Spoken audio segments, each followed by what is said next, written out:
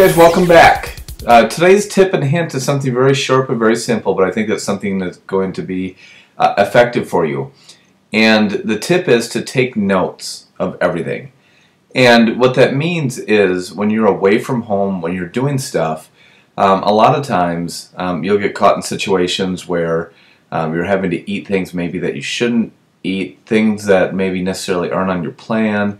Get caught in restaurants where you're just not able to eat what you want to eat, and what ends up happening a lot of times is you'll forget what you've eaten, you'll forget what you've been taken, and that can really play havoc on your diet. So whether it is a large notebook, which obviously probably isn't the best idea, cell phone, small notebook, making a note on your cell phone, making a note on your notebook, a small notebook to write everything down.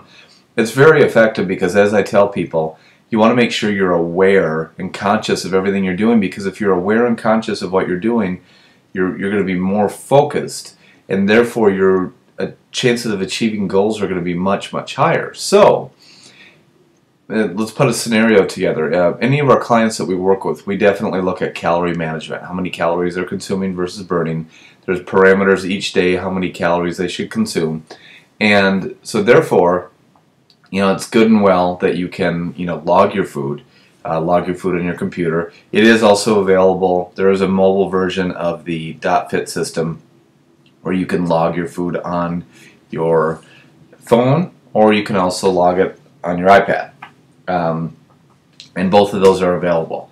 So log your food, but when you don't have it available and you have to maybe, let's say, re-log it at a later time, you need to know, and be precise as possible. And a lot of times going from your memory, that can be very difficult. So carrying a small notebook, carrying a little phone, you can make quick note of, for instance, and it's just a tiny note.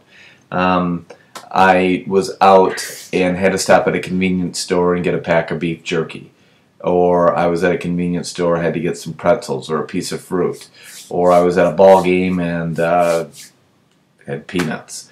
The restaurant did this and this and this. The whole point is, at some point you're going to have to re-enter that food into your food log, and you're going to have to make sure that you're being accurate with your log. So instead of going by memory, you either have something that you can write it down on, simply writing, let's say, beef jerky dash 150.